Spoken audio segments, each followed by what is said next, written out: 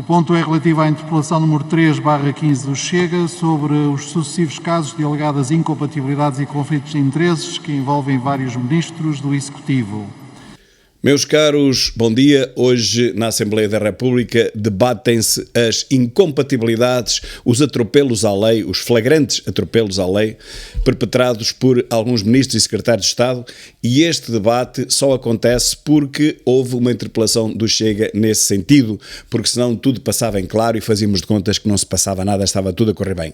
Felizmente, temos ainda um partido, que é o Chega, que não deixa passar estes graves atropelos à lei, e é isso que nós vamos debater durante esta manhã, pelo menos. Aqui vou deixar-vos as primeiras intervenções do Presidente do Partido Chega, André Ventura, e também do Secretário-Geral e líder parlamentar, Pedro Pinto, as quais vamos comentando em tempo real. Então vamos lá.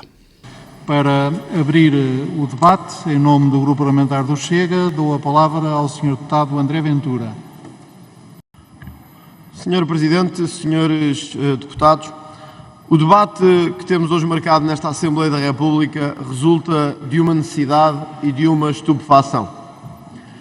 A necessidade de chamar à atenção e à responsabilidade um governo que quis fugir à sua responsabilidade em múltiplos casos desde que começaram a ser noticiados. Mas também a necessidade e a estupefação de ver os principais partidos da oposição a fugir deste tema como o diabo foge da cruz. E por que será? Por que será que os partidos da oposição fogem deste tema como o diabo da cruz? Por que será que eles fingem que está tudo bem e que não há incompatibilidades nenhumas? E isso é um pouco incompreensível. No momento em que em cada porta que abrimos salta outra incompatibilidade no governo, fica muito pouco claro, perceptível e compreensível porque é que alguns partidos insistem em olhar para o lado. Porque é que alguns partidos insistem em não ver ou nenhuma incompatibilidade ou não ver necessidade em mudar a lei ou em chamar à responsabilidade aqueles que claramente prevaricaram. Eu explico porquê. Porque, apesar de se dizerem da oposição, esta oposição, entre aspas, não quer atrair sobre si o odioso do PS, porque bem sabia que a partir desse momento o PS votaria sempre contra quaisquer projetos de lei, quaisquer iniciativas que esta oposição propusesse na Assembleia da República. Portanto, como eles têm medo do PS, têm medo da maioria absoluta do PS e não querem ficar reduzidos a zero, por isso eles fazem de contas que não existe e assobiam para o lado. A situação é especialmente incompreensível à direita. A Iniciativa Liberal nada disse sobre as incompatibilidades no governo. Tivemos até a estupefação de ver um deputado da Iniciativa Liberal estar ao lado de Pedro Nuno Santos sobre a sua situação de incompatibilidade. E isto chama-se lambebutismo, nada mais. Se não fosse uma situação rara, se não fosse uma tragédia à portuguesa, seria pelo menos muito estranho ver um partido dito de direita a cobrir o governo numa área tão estranha como esta. É que amor com amor se paga. A Iniciativa Liberal é aquele partido que é levado ao colinho por toda a comunicação social a soldo do Partido Socialista para tentar esvaziar o Chega. Na hora certa tem que pagar esse favor. Não fosse a comunicação social a soldo do Partido Socialista e a Iniciativa Liberal não passaria dos 3%, como aliás algumas sondagens lhe dão. Portanto, há que pagar na hora certa.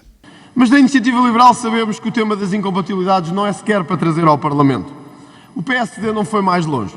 Diz o seu líder que este não é o momento certo para fazer este debate e que o debate não deve ser no Parlamento, mas deve ser das autoridades judiciárias.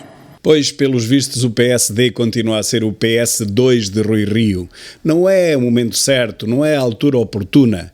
Quer dizer, o Parlamento deve descartar a sua obrigação de fiscalizar o Governo e os membros do Governo. Neste caso, estamos a falar de governantes, ministros e secretários de Estado. Se o Parlamento não fiscalizar o Governo e os secretários de Estado e os ministros, está ali a fazer o quê? Pelo menos uma das suas funções principais fica prejudicada. Cabe ao Parlamento suscitar estas dúvidas, que neste caso são mais do que dúvidas, são realidades, para que depois o Tribunal Constitucional possa agir. O que é estranho é que o Presidente da República, antigo líder do próprio PSD, tenha vindo dizer que Deve ser o Parlamento a fazer e a clarificar a legislação.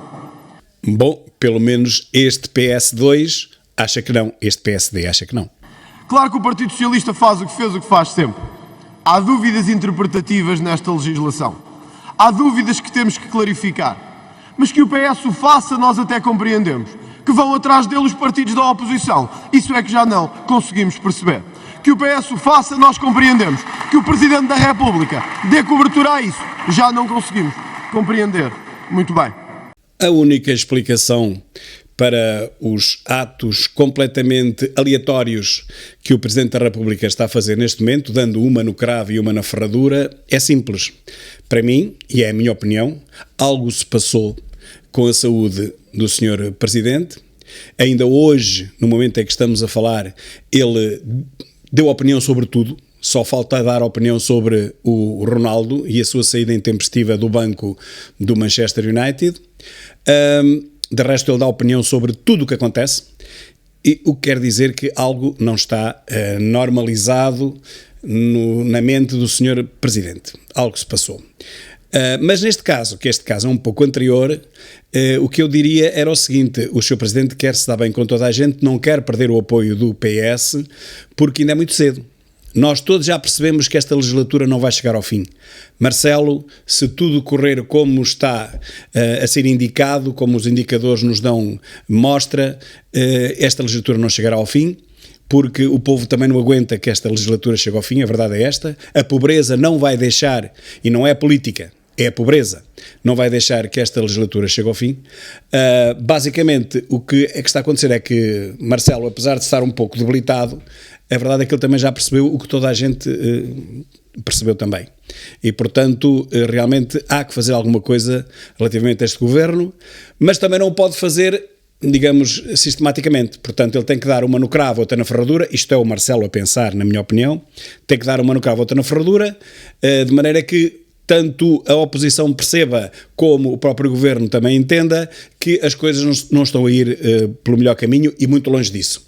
E ainda hoje ele criticou fortemente o governo pela Comissão de Transparência que tomou posse em 2019 e que até hoje nada foi feito. Portanto, 3 anos depois não há transparência nenhuma, e ele perguntou, imaginem, Marcelo perguntou, acaba de perguntar, ouvindo a TSF, como é que é possível que 3 anos depois não haja Comissão de Transparência nenhuma quando ela já foi criada há 3 anos, em 2019. Portanto, parece que neste país há uma intenção, e de quem? Só pode ser do governo, que é quem manda nestas coisas, há uma intenção de que não haja transparência nenhuma, ou melhor, de que haja transparência o mínimo possível. Portanto, criam-se comissões para combater a corrupção, mas não combatem coisa nenhuma. Cria-se uma comissão para promover a transparência e a comissão nem sequer toma posse. Portanto, aqui se mostra o que é este governo e este presidente que ainda vai segurando, mas por pouco tempo, este governo. Vamos lá. O Chega está disponível para alterar a legislação em vigor. E manifestámos isso desde a primeira hora ao Sr. Presidente da República. Por isso mesmo, já apresentámos uma alteração legislativa nesse sentido. Mas o debate que temos aqui hoje não é sobre a alteração legislativa. É sobre a clareza que já existe na lei aos sucessivos casos que apontam este governo e que não deixam margem para dúvida. Os ministros, na sua grande parte aqui envolvidos, violaram a lei hoje em vigor da República e devem ser demitidos das suas funções.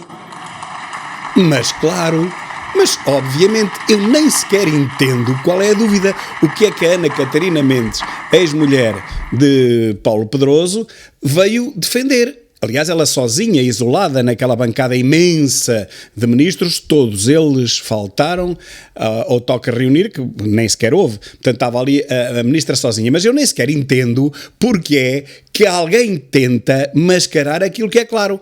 A lei é um emaranhado... Não, mas há uma parte que é clara. Aqueles ministros não podiam ter feito o que fizeram. Onde é que está a dificuldade em perceber isto? Vamos, por isso, Sr. Presidente e Srs. Deputados, fazer o resumo desta história. Pedro Nuno Santos é Ministro das Infraestruturas. Tem 1% de uma empresa a que o pai tem 44%. Desde 2008 foram 22 contratos com o Estado, no valor que queria deixar claro a este Parlamento. 1.109.740,5 cêntimos. 22 contratos, mais de 1.100.000 euros. E esta? Estamos a falar de um valor extraordinariamente elevado, em que um governante, através do governo que pertence, pagou a si próprio e à empresa que detém um valor desta dimensão. Ou seja, um governo manda pagar a empresas dos governantes, dos ministros desse governo, contratos na ordem dos 1,1 milhões de euros. O governo manda pagar às empresas dos governantes. Se me dissessem que isto acontece em Angola, Moçambique, Cabo Verde, ainda encolhia os ombros, mas em Portugal? A ministra Ana Abrunhosa foi presidente da CCDR e, enquanto presidente da CCDR, financiou o próprio marido numa empresa que é detida 40% pelo próprio. Quando a lei claramente o impede, no máximo só poderia deter 10%. O ministro Manuel Pizarro, ministro da Justiça, há poucos dias, ao dia a que estava a tomar posse, era sócio-gerente de uma empresa na área da saúde. Bom, e isto é que é chocantemente ilegal. Ser ministro e ter uma empresa que funciona na área que ele próprio tutela. Isto não acontece em nenhuma parte do mundo, nem na Venezuela. Sr. Presidente e Srs. Deputados, nós podemos ter muitas interpretações da lei e variar na sua discussão. Eu gostava que um Parlamento qualquer europeu ouvisse hoje isto. O Ministro da Saúde, ao dia a que tomou posse, era sócio-gerente de uma empresa na área da saúde. Nem com criatividade se conseguia fazer uma coisa destas. Isto é próprio, não do emaranhado legislativo, mas do emaranhado de vergonha que o PS quer cobrir o país há não sei quantos anos. Quer cobrir e, neste caso, infelizmente, conseguiu. Nós bem sabemos que o PS não consegue fazer nada daquilo que promete, daquilo que anuncia, daquilo que propala aos quatro ventos, com o auxílio, com o respaldo da comunicação social, toda ela a seu soldo. Mas neste caso, por acaso, infelizmente, o PS conseguiu cobrir-nos de vergonha em termos nacionais, europeus e até mundiais. Não lhe posso dar os parabéns, mas lá que conseguiu, tenho que reconhecer que conseguiu.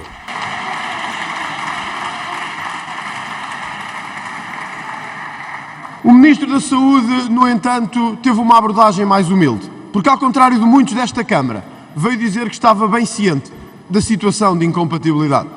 Ao contrário de outros que tentaram refugiar-se na boa-fé, nos pareceres que, curiosamente, são anteriores à lei que hoje existe, num caso único, em que o parecer anterior à lei quer valer para um prazo posterior à lei.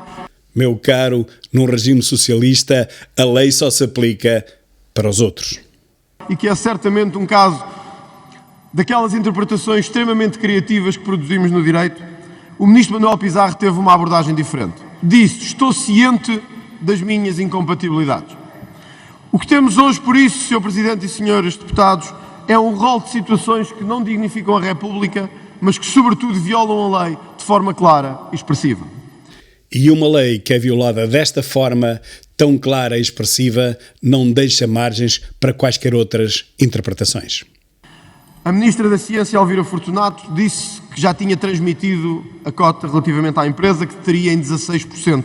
Mas até hoje ninguém sabe onde está essa comunicação, nem quando é que foi transmitida essa cota. Sim, mas para o socialismo nunca foi preciso esses detalhes. Basta dizer, já se fez, está resolvido, a coisa está a andar, não há problema nenhum e está tudo bem. Até agora sempre foi isso o que foi suficiente. Eles estão habituados a isso. O caso da Secretária de Estado das Pescas é particularmente gritante e eu gostava de chamar a atenção desta Câmara para isto. A Sra. Secretária de Estado é casada com o marido, que tem 100% de uma empresa que, exatamente na área da natureza, celebrou um contrato por ajuste direto com a Câmara Municipal de Leiria. Sim, ele tem 100%, mas a lei diz que no máximo só pode ter 10%. Ora, é preciso clarificar, é preciso saber se 10% é menos ou mais do que 100%. Ora, isto tem muitas interpretações, dependendo do analfabetismo dos deputados e dos comentecos. Portanto, se 10% for mais do que 100%, opa, aí temos um problema. Agora, se 10% for menos do que 100%, se calhar está tudo bem. Gostava que víssemos isto. uma secretária de Estado das Pescas, é casada com alguém que detém em 100% uma empresa ligada a esta área e que fez um ajuste direto ao município de Leiria, por acaso também ele socialista? Claro que foi por acaso. Nós podemos deitar uma moeda ao ar 100 vezes e sair sempre a mesma face. É um acaso. Está tudo estudado. E que a Câmara Municipal veio, há 2 semanas, anular por suspeitas de irregularidades. A Câmara de Leiria fez o trabalho que o Parlamento não conseguiu fazer. A Câmara de Leiria veio à frente e disse: isto pode ser ilegal, nós não queremos estar metidos nisto. E enquanto muitos nesta casa olhavam para o lado, enquanto muitos assobiavam, enquanto muitos diziam que isto não é legal, que temos tudo certo, está tudo regular, a Câmara de Leiria fez o que era certo, anulou e devolveu às autoridades este contrato. Meu caro, mas isso é porque a Câmara de Leiria não tem estes doutos centenas de advogados de topo de gama, como aquele Pedro Jovem Turco, que na mesma frase, na mesma intervenção, defende que aquilo é legal, mais à frente é completamente ilegal, mas depois volta a ser ilegal porque há um alçapão na lei e, finalmente, porque são 5 da tarde de sexta-feira, volta a ser ilegal outra vez.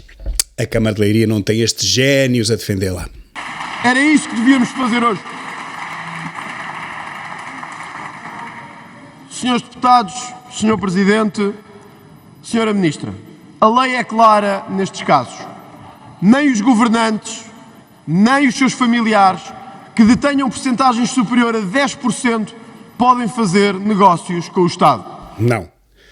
Realmente é difícil. Interpretar esta lei é difícil. Vamos ouvi-la outra vez porque ela realmente é tão difícil de interpretar. É melhor ouvirmos outra vez. Nem os governantes, nem os seus familiares que detenham percentagens superior a 10% podem fazer negócios com o Estado. E pronto, aqui está a razão pela qual os deputados não conseguem interpretar esta lei e muito menos o Presidente da República, porque ela é de uma complexidade terrível.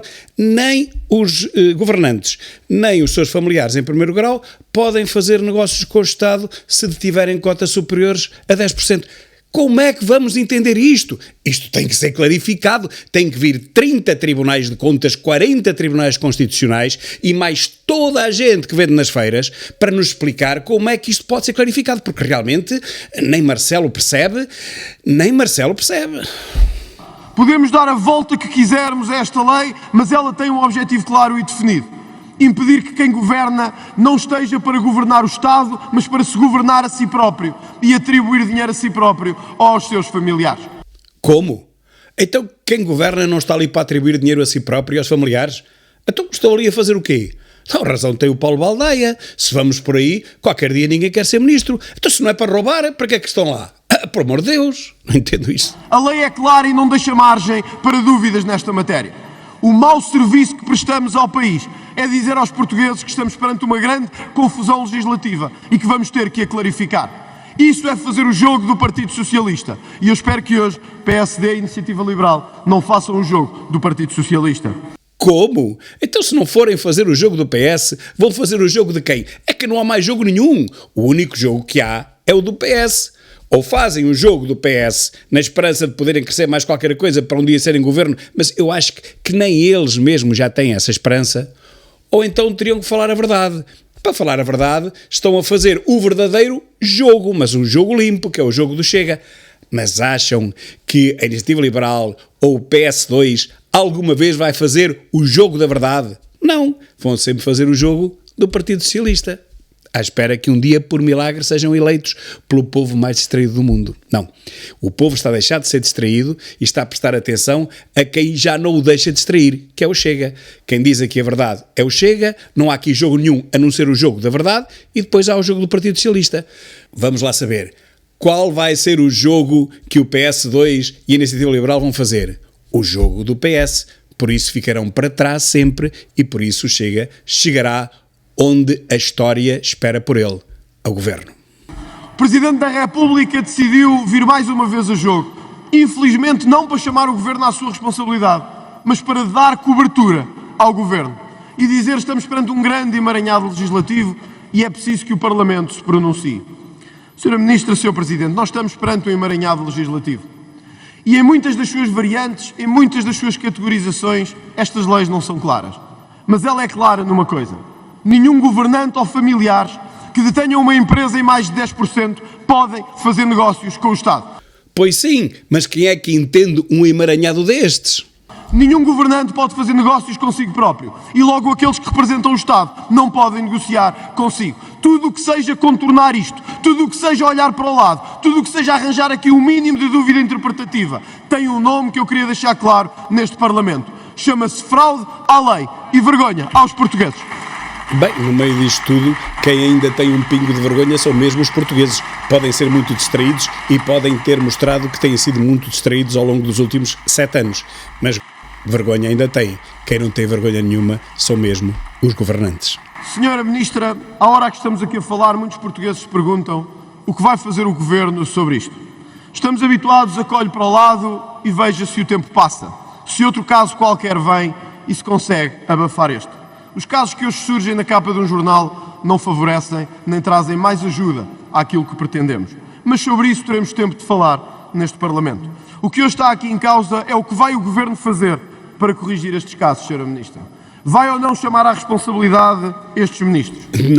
Não vai. Dirijo-me especialmente ao Sr. Deputado Eurico Brilhante Dias, líder parlamentar do Partido Socialista. Está ou não o Partido Socialista disposto a mudar esta lei? Não está. Está ou não o Partido Socialista disponível para clarificar o que envergonha todos, ou quase todos os portugueses, em matéria de negócios públicos e em matéria de transparência do Estado? Claro que não.